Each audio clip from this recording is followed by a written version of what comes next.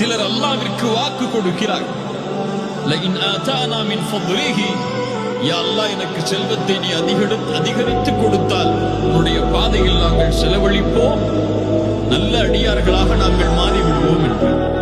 செல்வத்தை கொடிய அல்லாஹ், பணத்தை கொடிய அல்லாஹ், நீ கொடுத்தால் என்னை பணக்காரனாக மாற்றினால் நான் உன்னுடைய பாதையில் தான் செலவழிப்பேன் என்று அல்லாஹ்விடத்திலே துஆ செய்கிறார்கள்.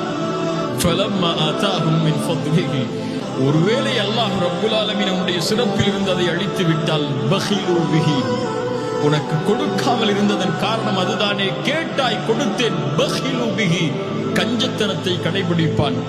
வதவல்லவஹும் முஅரிதூன், அல்லாஹ்விற்கு யா அல்லாஹ் நீ கொடுத்தால் உன்னுடைய அடியார்களுக்கு கொடுப்பேன் யா அல்லாஹ் என்று கூறினான். ஆனால் அதிலிருந்து திரும்பி அவனே அதை வைத்துக் கொண்டான், வாக்கு மீறினான், புறக்கணித்தான்.